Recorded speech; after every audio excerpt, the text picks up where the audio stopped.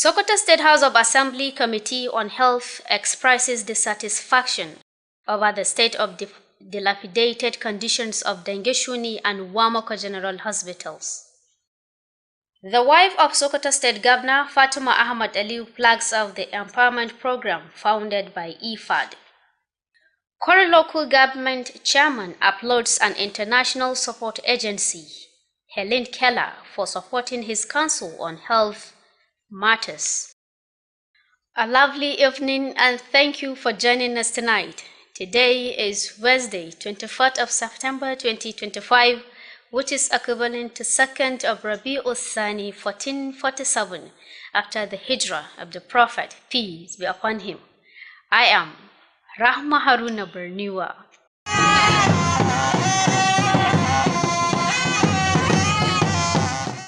The Sokoto State House of Assembly Committee on Health, chaired by Honorable Kabiru Dauda Gadai's constituency, has conducted an oversight visit to the abandoned construction sites of the general hospitals in Dengeshuni and Wamoko local government areas. Our legislative correspondent Jamilu Musa Maishanu reports that the visit followed constitutional provisions and House resolutions of September 3rd and 9th, 2025, which mandated the committee to investigate the reasons behind the stalled project. His report. At Dengeshuni General Hospital, the contractor Honorable Umar Mode Hilia received the lawmakers and conducted them around the site. The committee expressed concern over the total absence of already installed doors, windows, and other essential facilities at the hospital. At Wamoko General Hospital, representative of former client Ministry of Health, and the current client Ministry for Local Government were present to brief the legislators. However, the contractor or his representative was absent, prompting the committee to summon him to appear before the House on Monday, 29 September 2025 at 10 a.m. for further clarification. Speaking after the inspection, Honorable Kabiru Dauda said the committee will study its findings and submit a comprehensive report and recommendation to the House. He reiterated the committee's resolve to ensure that the significant public resources invested in the projects are not wasted. Other members of the committee present on the visit were Honorable Mustafa Abdullah Hidar Sokoto South 1, Honorable Abubakar Shehu Yabo, Honorable Abdullahi Zakari Raba, Honorable Tukur Umar Binji, Honorable Sraju Muhammad Dengeshuni, Honorable Abdullahi Muhammad Randa Tureta, and Honorable Ismail Hamid Sukebi. The committee secretary Bashar Ibrahim Gandhi and other secretariat staff were also part of the entourage. Jamilu Musa Maishanu, reporting for Alu TV News. The wife of Sokoto State Governor Fatima Ahmad Aliu has flagged up the distribution of cash and food assistance to 320 women entrepreneurs across the 23 local government areas of the state. The IFAD Assisted Climate Change and Agri-Support Program aimed at empowering women to enhance productivity and self-sufficiency. Government House correspondent Nasir Abubakar Giri reports. The program targeted small-scale businesses, which include rice, soya beans processing, the popular Hausa delicacies of tuwo, kwai da kwai, kosai, fura, among others. The First Lady said the move is part of an effort to provide job opportunities and businesses sustainability among women and other vulnerable groups. Hajia Fatima recalled that since the inception of the Ahmed Aliu-led administration, thousands of women have been trained and provided with start-off grants to make their lives better and enhance societal development. Equally, I have complimented the efforts of this administration by undertaking several programs aimed at alleviating the suffering of our women and children across the states.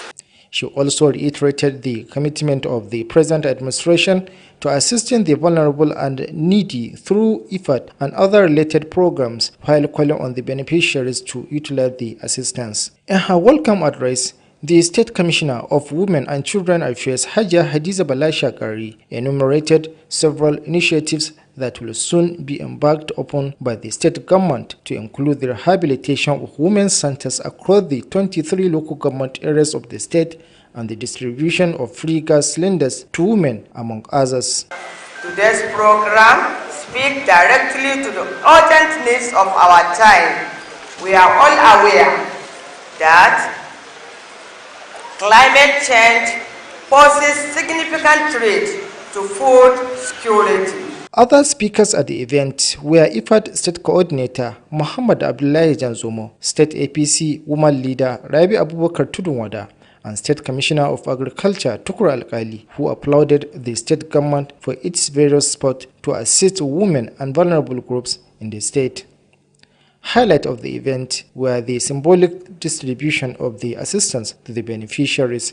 Reporting from Government House Sokoto, I am Nasir Abubakar Kiri. The Sokoto state government has been applauded for its unwavering support towards the development of entrepreneurship in the state.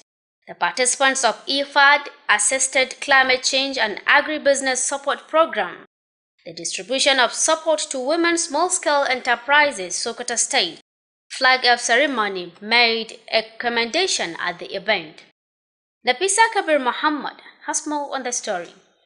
The wife of Sokoto State Governor Hajia Fatima Ahmad Ali Sokoto appreciates the International Fund for Agricultural Development IFAD for organizing the event, saying that women entrepreneurship is the backbone of community development of every society. She stated that this is not the first time that IFAD organized such an event, recalling its support to farmers with fertilizer for the development of food security and farming system in the state, which is in line with the 9-point agenda of the current administration. Today's event is purely targeted at our productive women entrepreneurs in the states, who will be supported to encourage and strengthen them in their various trades. It is a well-known fact that women small-scale entrepreneurs, despite being the backbone of societal development, face so many challenges, including limited access to funds and resources, which have hampered their economic growth.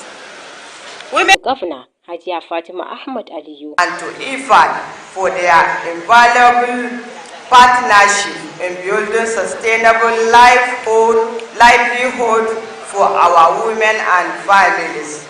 For women empowerment in the state, saying that the state government is committed to renovating all women's centers across the state. The State IFAD Office Manager Alhaji Muhammad Abdullahi said the aim of the initiative is to support small-scale business enterprises in the state. Alhaji Muhammad called on beneficiaries to make appropriate use of the items and the fund support of 10,000 naira given to them to boost their business. Some beneficiaries said their words of thanks and appreciation to the state government and IFAD. The event was attended by the wife of the Deputy Governor Hajia Aisha Idris Muhammad Gobir, wife of the State House of Assembly Speaker Hajia Farida Tukulbala Bodenga, Permanent Secretary Ministry of Culture and Tourism Hajia Neema Hassan, Commissioner Sokoto State Ministry of Agriculture, who is represented by the Ministry's Permanent Secretary Alhaji Mustafa Abubakar Al-Ali, State APC women leaders, among others. I am Nafisa Kabiru Muhammad reporting for Alu TV News. Thank you, Nafisa. And don't forget you are watching Alu TV News transmitting from Sokoto, the seat of the Caliphate. You can also view us on our social media handles at Alu TV on YouTube channel, while on our Facebook page, you can view us at Alu TV News. You can also download our mobile application on the Play Store by searching Alu TV and watch our previous programs or watch us live while the program is running. Now back to the news. The National Board for Arabic and Islamic Studies (NBIS) has officially released the 2025 June/July Senior Arabic and Islamic Secondary School Certificate Examination results.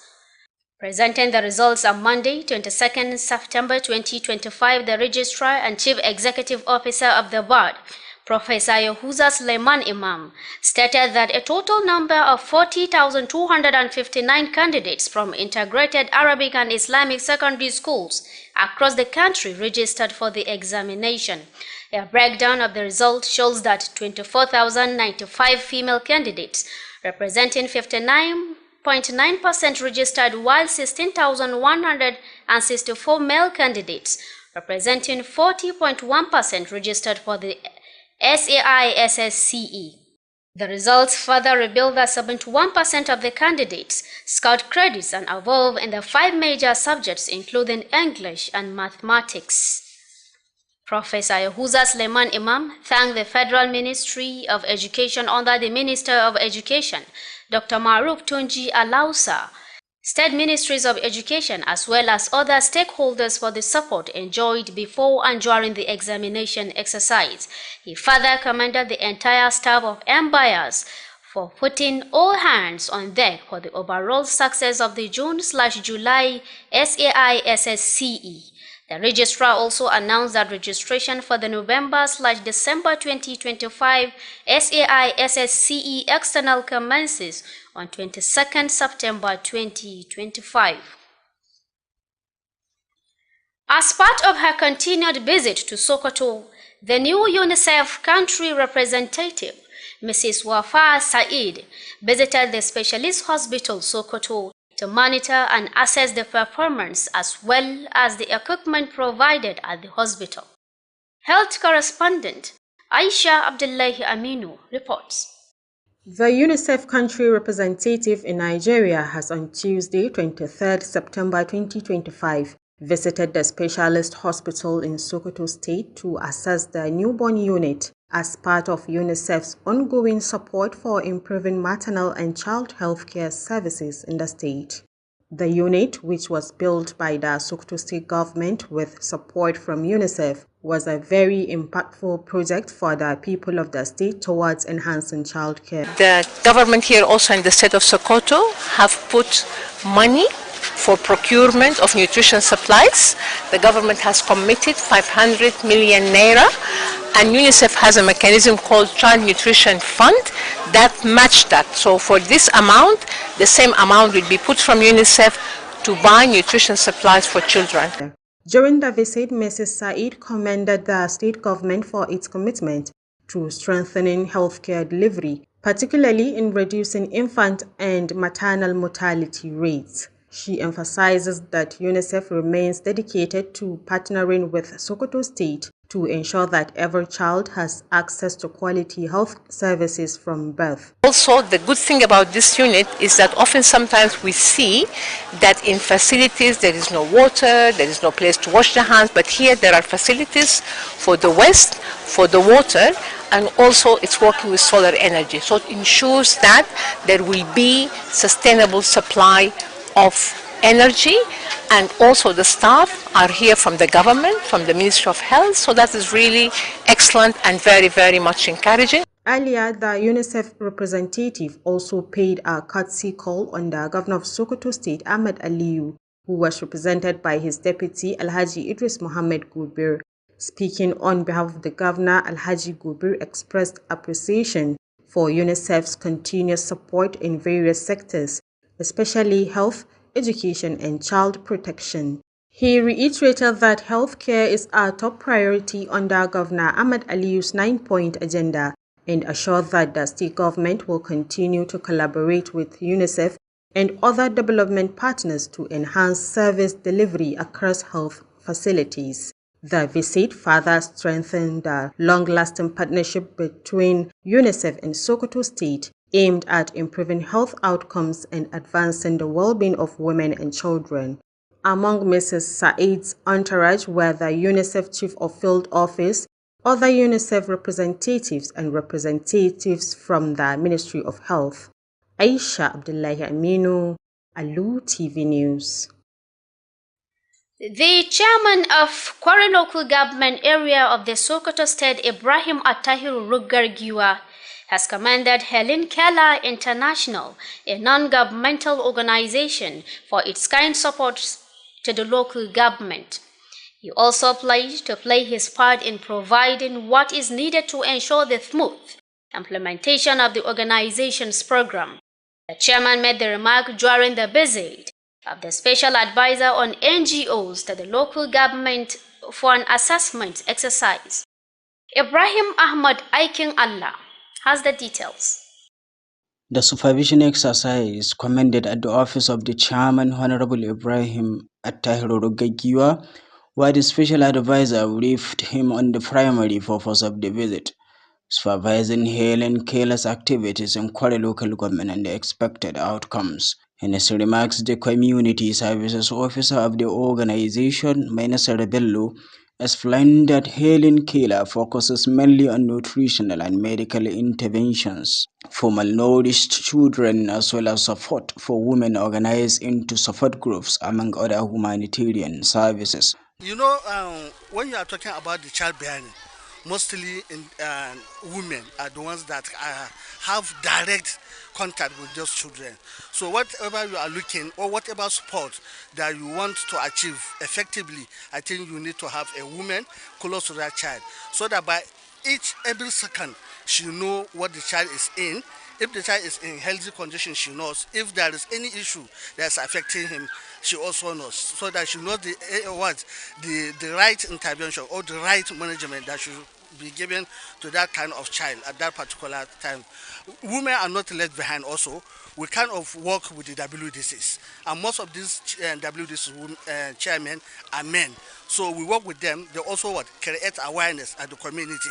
And you know, when you look at the culture of Sokoto and religion, a woman cannot take decision on her own. So that's why we are also engaging the men.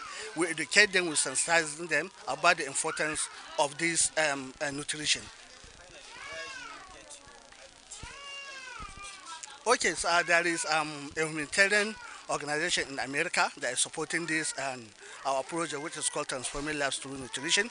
We get that support from there, and with the support and with the acceptance of the Nigerian government and Sokoto State government, that is how we are doing our intervention in Sokoto and in Nigeria at large. During his speech, the chairman of Kwara local government area commended the organization for its interventions, which he noted complemented the government's effort. He also assured them of his total support. The team later visited a facility managed by Helen Keller at the primary healthcare center in Kwari, where they were taken around by the officer in charge. At the facility, the special advisor, Honorable Abubakar Ahmed Sokoto, the Director General Shehu Muhammad Goranyu, and the Director of Administration interacted with staff and beneficiaries on Helen Keller's activities at the center.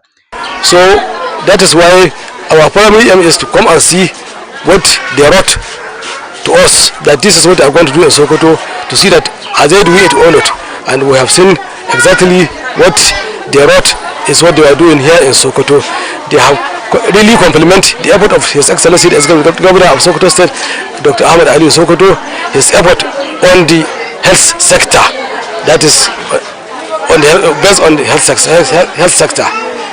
The supervisory team then proceeded to another facility managed by the organization at Balko, the primary healthcare center, where they met with the officer in charge and observed the activities supported by the NGO in the community.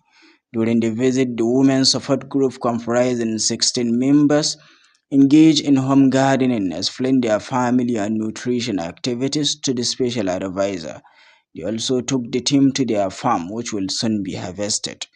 Helen Keller International has been providing support to primary healthcare centers in Kwari, Balkori, Hamma Ali, Durbawa, and Zamau for more than a year, including regular training for health personnel from each of the facilities. Ibrahim Ahmad Aikin Allah, Alu TV News. Thank you, Ibrahim. And that is all we can take for today. But before we go, here are the main points again. We told you earlier that the Sokoto State House of Assembly Committee on Health has expressed dissatisfaction over the state's dilapidated conditions of Dengeshuni and Wamako General Hospitals. You also heard that the wife of the Sokoto State Governor, Fatima Ahmad Aliu, has flagged up the empowerment program founded by IFAD. And lastly, Kwara local government chairman Ibrahim Attahiru Ruggargiwa has applauded an international support agency, Helen Keller, for supporting his council on health matters. And that wraps up the news update for today. On behalf of the news editor Bashar Abubakar and the rest of the team, I'm once again Rahma Haruna Berniwa, and as always, thanks for letting us be a part of your day.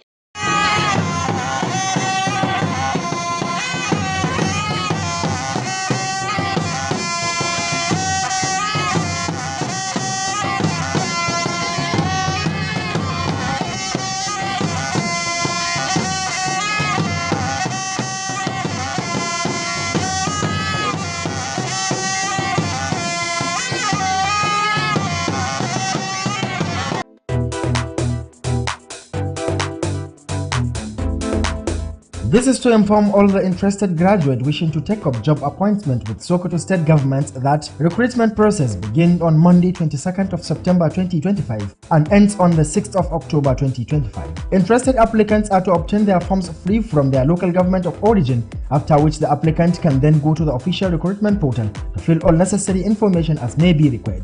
The official recruitment portal is employment.sokotostate.gov.ng. Interested applicants are to take note of the following while filling their forms online. Ensure to have a suitable internet connection. If you are a first-time user, click on Start Application to create an account by registering with a valid email and phone number. If already registered, log in with your credentials to complete or update the application. Complete all mandatory fields carefully, such as biodata. Scan and upload required documents, educational certificates, proof of indigent, birth certificate, national identification number, etc. Picture of the applicant should be taken or snapped at the time of filling the form. Documents should be clear and properly scanned. Submit only one application. Multiple or duplicate submissions may lead to disqualification. The recruitment process is free. Do not pay anyone for the exercise. Shortlisted applicants will be notified through their registered email or via the portal. Any further test or screening will be communicated officially. All applications must be completed between 22nd September and 6th of October 2025. Announcer Barrister Gandhi Umar Muhammad MNI, Secretary Recruitment Committee.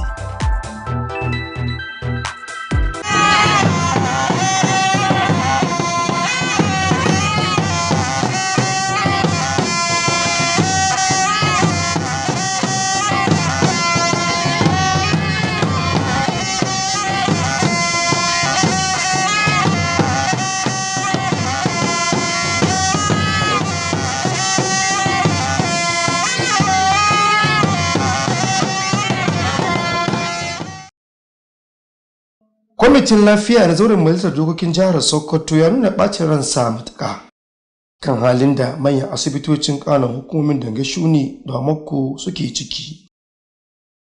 Uwar gidan gwamnan jihar Sokoto, Hajiya Fatima Ahmad Aliyu, ta kaddamar da shirin tallafi akan sana'o'in da ke da alaƙa da noma. Shugaban ƙaramar hukumar mulkin Kwari a jihar Sokoto ya jinjina wa ƙungiyar nan ta Helen Keller akan tallafawa majalisarsa a hojin lamuran kiwon lafiya.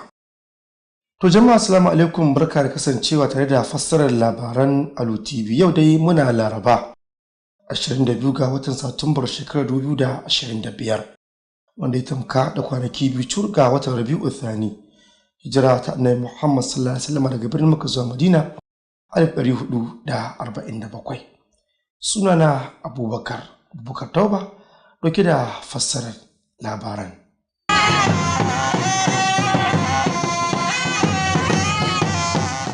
Shugaban kwamitin lafiya na zauren majalisar dokokin jihar Sokoto, Honorable Kabiru Dauda, wanda shine ke wakiltar yankin karamar hukumar mulkin Gada ta Gabas, ya gabatar da wata ziyara a sashen manyan asibitocin Dangashuni da karamar hukumar mulkin Wamakko, domin dai ganin halin da inda ba a kammala aiki ba yake ciki. Wakilinmu da ke zauren majalisar dokokin jihar Sokoto, Jamilu Musa Mai Shanu, ya rawaito mana cewa wannan ziyara da ta biyo bayan wata doka wacce ta tilasta kwamitin bincikar abinda sanadiyar tsaiko ko kuma dakatar da aikin. Ga rahoton da ya haɗa mana kan wannan batun. A babbar asibitin gwamnati da ke Dangashuni, ɗan kwangilar Honorable Mode Hiliya ya tarbi 'yan majalisar sannan ya jagorance su a faɗin inda aka gudanar da aikin. Kwamitin ya nuna damuwarsa akan rashin ƙofofi da tagogi da sauran muhimman kayan aiki da aka riga aka samar a asibitin.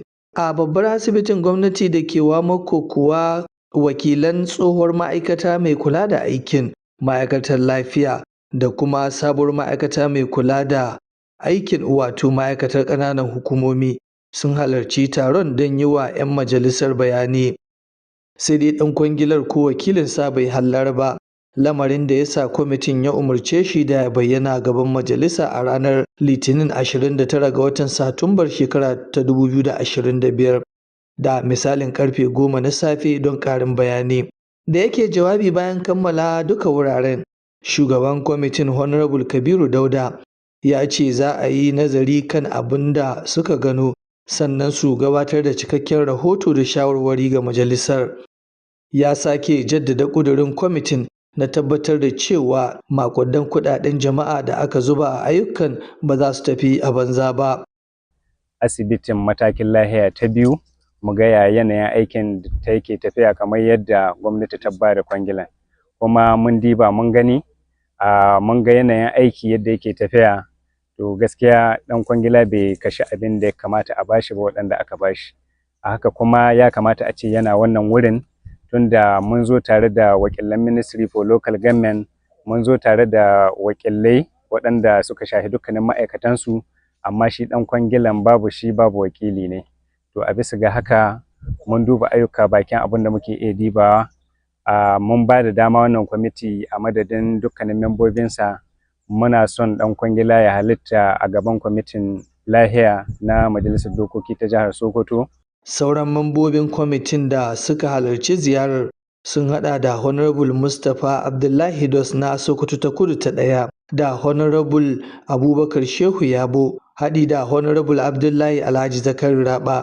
Sauran sun haɗa da Honorable Tukur Umar Binji da kuma Honorable Sirajo Muhammad Dange Shuni, haɗi da Honorable Abdullahi Muhammad Randa na Tureta da kuma Honorable Sama'ila Hamisu na Kebe. Sakataren kwamitin Bashar Ibrahim Gandi da wasu ma'aikatan ofishin kwamitin su ma sun kasance a cikin tawagar. Ƙarshen rahoton kenan. Jamilu Musa Mai Shanu, labaran Alu Tv. Uwar gidan gwamnan jihar Sokoto Hajiya Fatima Ahmad Aliyu ta kaddamar da bayar da tallafin kuɗaɗe da kayayyakin abinci ga mata 320 da ke ƙananan hukumi 23 da ke faɗin jihar Sokoto. Shirin dai, wanda ke samun tallafin asusun IFAD na sana'o'in masu alaƙa da amfanin gona, zai taimaka ainihin domin ƙara haɓaka sana'o'in mata, musamman ma masu alaƙa da noma, domin samun dogaro da kawunansu. Wakilinmu da ke fadar gwamnan jihar Sokoto Nasir Abubakar Keri na ɗauke da cikin wannan rahoton.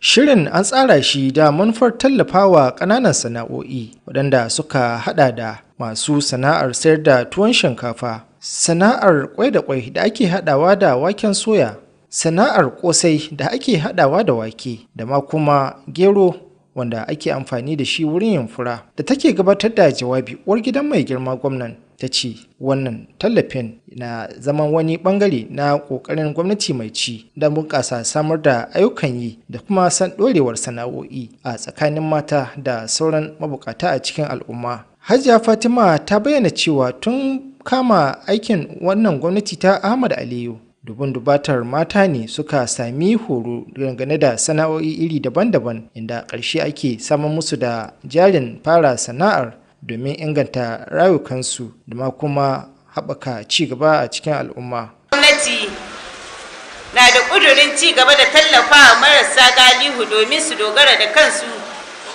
su bayar da tasu gudunmuwa wajen kawo ci gaba mai inganci a wannan jiha tamu mai albarka.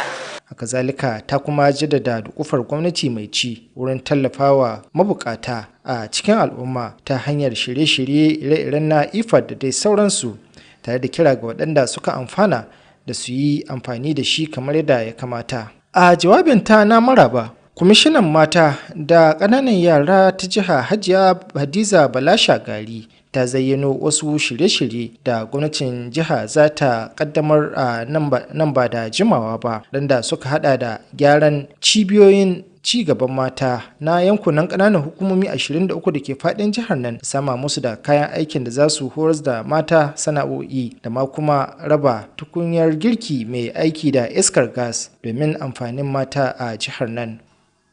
Sauran waɗanda suka maganta a wurin bikin sun haɗa da babban jami'in hukumar bada tallafin aikin gona ta ƙasa da ƙasa da ke jihar Sokoto, Muhammad Abdullahi Janzomo, shugabar mata ta jam'iyyar APC ta jiha Rabi Abubakar Tudunwada, da kuma kwamishinan aikin gona na jiha Tukur Alkali, waɗanda duk suka yabawa gwamnatin jiha akan goyon bayan da suke bayarwa wurin tallafawa mata da mabukata a jihar nan. Su ma waɗanda suka amfana da tallafin da aka rika gaitowa ɗaya bayan ɗaya suna karɓar tallafin sun bayyana yadda suke ji da wannan tallafin tare da godewa gwamnatin Ahmad Aliyu. Allah sa mu abin da an ka ba mu albarka. Mun gode, mun yi handala, mun yi murna, mun yi farin ciki. Mun yi murna, mun yi farin ciki. Ƙarshen wannan rahoton kenan, Nasir Abubakar Keri daga fadar gwamnatin jihar Sokoto. A nan kuma jinjinawa gwamnatin jihar Sokoto akan kokarinta na ganin ta tallafawa al'umma a jihar Sokoto domin ganin sun dogaro da kawunansu. Wakilai daga shirin nan da ke samun tallafin asusun IFAD na sana'o'i masu alaƙa da amfanin gona na bayar da tallafi ga ƙanana da matsakaitun sana'o'i, da kuma wakilai daga gwamnatin jihar Sokoto su ne suka tufa lokacin bakinsu a yin bayar da wannan tallafi. Wakiliyanmu Nafisa Kabir Muhammad a ɗauke da cikin wannan rahoton. Mai ɗakin gwamnan jihar Sokoto Hajiya Fatima Ahmad Aliyu Sokoto ta yaba wa asusun bunƙasa ayyukan noma na ƙasa da ƙasa wato IFAD kan shirya wannan taron, tana mai cewar kasuwancin mata shine ƙashin bayan ci gaban kowace al'umma. Ta ƙara da cewar wannan ba shine karo na farko da IFAD ɗin ta shirya kwatankwacin wannan taron ba. Tana mai ambato goyon baya da kuma tallafin da IFAD ɗin ta baiwa manoma na takin zamani domin bunƙasa samar da wadataccen abinci da kuma bunƙasa ayyukan gona a jihar Sokoto, wanda ya zo daidai da ƙudurorin nan tara na gwamnati mai ci yanzu. IFAD ta tallafa wa manoma maza da taki da sauran kayan aikin gona domin ƙarfafa samar da abinci wanda ya yi daidai da ƙudurori guda tara na mai girma gwamna. 'Yan uwa mata da maza, taron yau ya keɓanta musamman domin mata 'yan kasuwa a jihar nan domin ƙarfafa su a sana'o'insu daban-daban. Hajiya Fatima ta bayyana cewar mata 320 ne da aka zakulo daga ƙananan hukumomi 23 na jihar Sokoto za su amfana da wannan shirin, wanda suka hada da mata masu yin abinci wato kamar masu sarrafa gero domin yin fura ko kuma bula, haka ma da masu sarrafa waken soya kamar masu yin awara da kuma masu sarrafa wake kamar masu shinkafa da wake. Ta ƙara da cewar dubban matasa da mata ne aka horar sana'o'in hannu da dama domin ganin cewar sun kasance masu dogaro da kansu. Tana mai cewar shirin nan na inganta rayuwar 'yan Najeriya na Renewed Hope na gwamnatin tarayya a kowane lokaci a shirye yake da haɗa hannu da duk kowace ma'aikata ko kuma al'umma ko ƙungiyoyi masu zaman kansu domin samun nasarar cimma manufar da ake bukata. Kwamishinar ma'aikatar mata da ƙananan yara ta jihar Sokoto Hajiya Hadiza Ahmad Shagari ta yaba wa ƙoƙarin mai ɗakin gwamnan jihar Sokoto Hajiya Fatima Ahmad Aliyu kan ƙarfafawa mata a jihar Sokoto. Tana mai cewar gwamnatin jihar Sokoto a yanzu haka ta himmatu wajen yin gyara ga dukkanin cibiyoyin horas da mata sana'o'in hannu da ke sassan jihar Sokoto. Manajan ofishin IFAD na jihar Sokoto Alhaji Muhammad Abdullahi ya bayyana cewar manufar wannan shirin shine domin tallafawa masu ƙananan sana'o'i a jihar Sokoto. Alhaji Muhammad ya yi kira ga waɗanda suka amfana da shirin da su yi amfani da kayayyakin da suka samu da kuma tallafin kuɗi na naira 10,000 da aka ba kowannensu domin bunƙasa kasuwancinsu. Wasu daga cikin waɗanda suka amfana da shirin dai sun bayyana mana jin daɗinsu kuma da kalaman godiyansu ga gwamnatin jihar Sokoto da kuma IFAD ɗin. Taron da ya samu halartar mai ɗakin mataimakin gwamnan jihar Sokoto Hajiya Aisha Idris Muhammad Gobir da mai ɗakin kakakin majalisar dokokin jihar Sokoto Hajiya Farida Tukur Bala Bodenga da babbar sakatariyar ma'aikatar al'adu da yawon buɗe ido ta jihar Sokoto Hajiya Ni'ima Hassan da kwamishinar ma'aikatar ayyukan gona wanda ya samu wakilcin babban sakataren ma'aikatar Alhaji Mustapha Abubakar Alkali da shugabar matan jam'iyyar APC ta jihar Sokoto da sauran muhimman mutane. Ƙarshen rahoton kenan. Nafisa Kabiru Muhammad, labaran Alu TV. To jama'a kada ku sha'afa kuna kasancewa da labaran Alu TV da ke jihar Sokoto. Za ku dai iya kasancewa da mu a shafukanmu na sada zumunta, wato Alu TV a shafinmu na YouTube, ko kuma kasancewa da mu a shafinmu na Facebook ta hanyar lalubar Alu TV News. Haka zalika za ku iya saukar da manhajar mu ta Alu TV a Play Store ta hanyar lalubar Alu TV, domin kasancewa da shawarar mu da suka gabata ko kuma waɗanda muke gabatarwa kai tsaye. Yanzu kuma labaran namu za su ci gaba. A nan kuma hukumar kula da jarabawar ilimin larabci ta ƙasa ta bayyana fitowar sakamakon jarabawar kammala babbar sakandare ta watannin Yuni zuwa Julin shekarar 2025, da yake gabatar da sakamakon a ranar Litinin 22 ga watan Satumbar wannan shekara. Babban magatakardar hukumar na ƙasa Farfesa Yahuza Suleiman Imam ya bayyana cewa ɗalibai 40,259 ne suka zana jarabawar daga faɗin ƙasar nan. Ya ƙara cewa bincike nuna cewa ɗalibai mata 29,095 ne suka zana jarabawar, wanda suka ɗauki kaso 59.9 a cikin 100, sai kuma ɗalibai maza 16,164 wanda su ne suka tara jarabawar, wanda su kuma suka ɗauki kaso 40.1 a cikin waɗanda suka zana jarabawar a faɗin wannan ƙasa. Har ila yau ya ƙara da cewa kaso 71 cikin 100 ne suka samu maki mai matakin credit a manyan darussa 5 da sauran darussa haɗi da darussan lissafi da kuma ingilishi. A bisa haka Farfesa Yahuza Suleiman Imam ya gode wa ma'aikatar ilimi ta ƙasa wadda ke ƙarƙashin ministan ilimi. Haka zalika ya gode ma duka waɗanda suka rafa tsaki domin ganin wannan jarabawa ta samu damar kammaluwa lafiya lumi. Zalika ya bayyana cewa za a fara rijistar jarabawar ta waɗanda ba 'yan makaranta ba na shekarar 2025 a ranar 22 ga watan Satumbar 2025. A wani mataki na ci gaban kai ziyara a jihar Sokoto, sabuwar ƙirar asusun tallafawa ƙananan yara, Majalisar Ɗinkin Duniya Mrs. Wata Sa'id ta ziyarci asibitin ƙwararru da ke jihar Sokoto domin ganin yadda ingancin kayayyakin aikin asibitin da kuma ƙoƙarin likitoci a asibitin. Wakiliyarmu a fannin lafiya Aishatu Abdullahi Aminu na ɗauke da cikon wannan rahoton. Wakiliyar ƙasa ta asusun tallafawa ƙananan yara na Majalisar Ɗinkin Duniya wato UNICEF a Najeriya ta kai ziyara a asibitin ƙwararru na jihar Sokoto a ranar Talata 23 ga watan Satumban shekarar 2025 domin duba sashen kula da jarirai da aka haifa a wani ɓangare na gudunmuwar hukumar wajen inganta kula da lafiyar uwa da ɗa a jihar.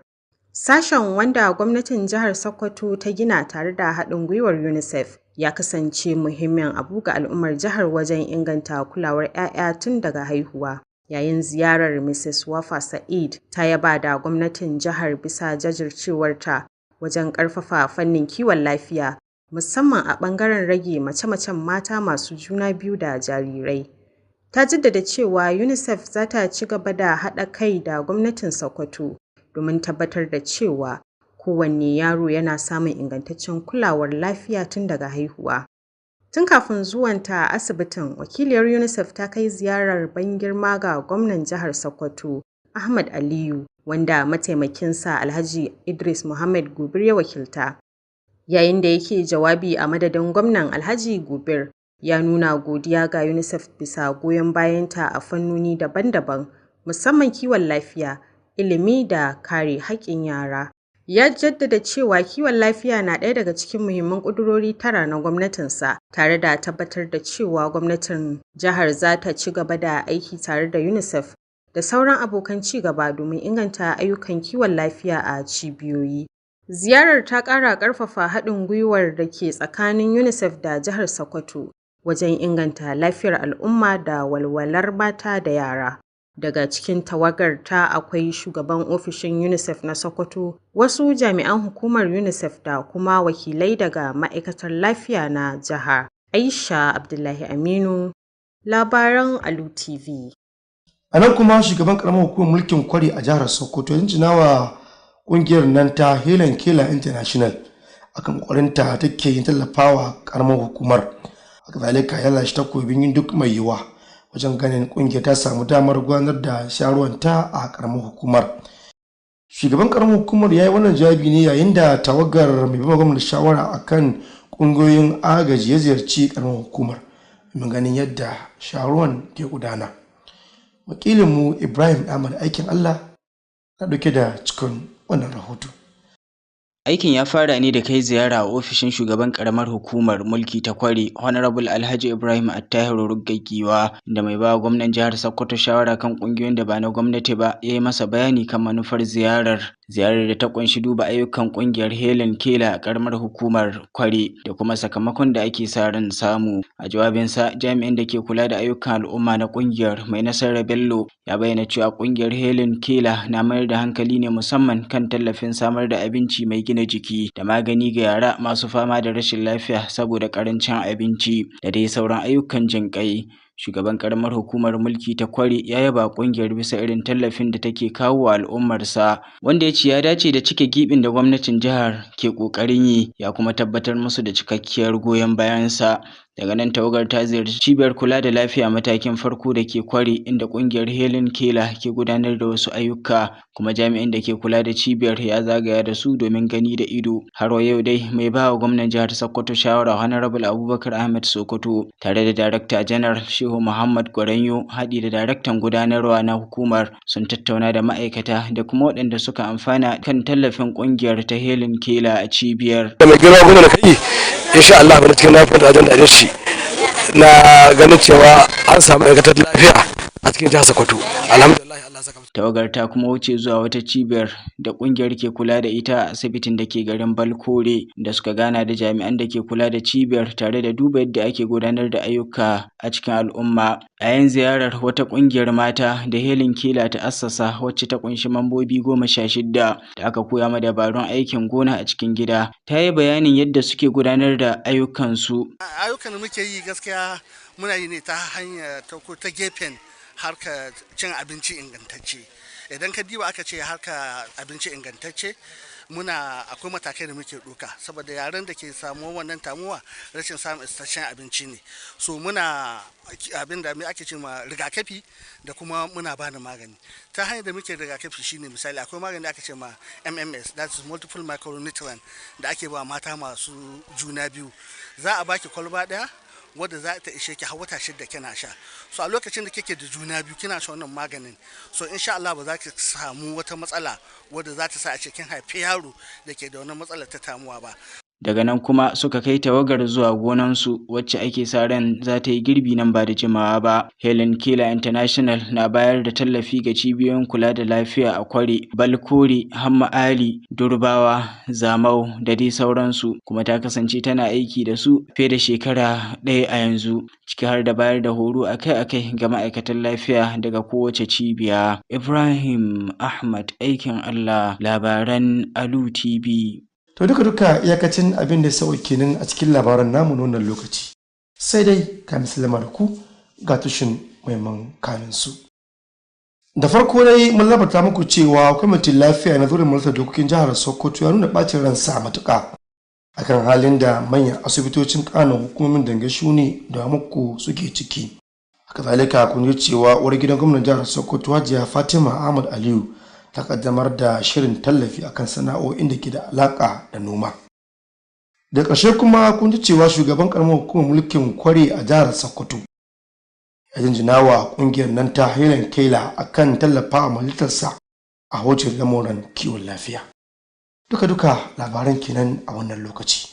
Amma da ita ne da mataci labaran a cikin harshen Turanci, wato Bashar Abubakar. Ni Abubakar Toba da na fassara na karantu nake cewa na barku lafiya.